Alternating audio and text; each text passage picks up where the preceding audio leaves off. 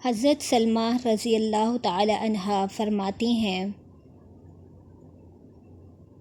رسول اللہ صلی اللہ علیہ وآلہ وسلم کی بارگاہ میں جس نے بھی پاؤں کے درد کی شکایت کی، آپ صلی اللہ علیہ وآلہ وسلم نے اس کو پاؤں میں مہندی لگانے کا مشورہ دیا۔ مستدرک امام حاکم حدیث نمبر 7458۔ حضرت انس بن مالک رضی اللہ تعالی عنہ فرماتے ہیں کہ نبی اکرم صلی اللہ علیہ وآلہ وسلم نے عرق النساء کا علاج بیان فرمایا کہ ایک عربی دمبے کی چکی کی چربی لو، اور جو نہ بہت بڑی ہو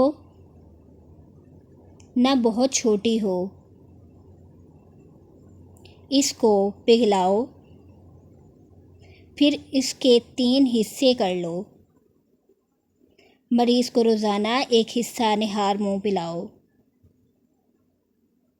حضرت انس رضی اللہ تعالی عنہ فرماتے ہیں،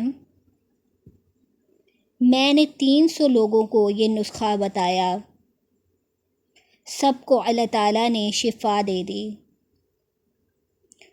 مستدرک امام حاکم حدیث نمبر 7460۔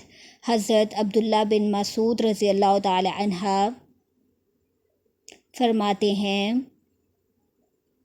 کہ رسول اللہ صلی اللہ علیہ وآلہ وسلم نے ارشاد فرمایا، گائے کا دودھ پیا کرو،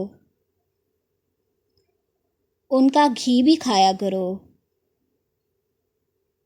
اور اس کا گوشت کھانے سے بچو، کیونکہ اس کے دودھ اور گھی میں شفا ہے اور اس کے گوشت میں بیماریاں ہیں۔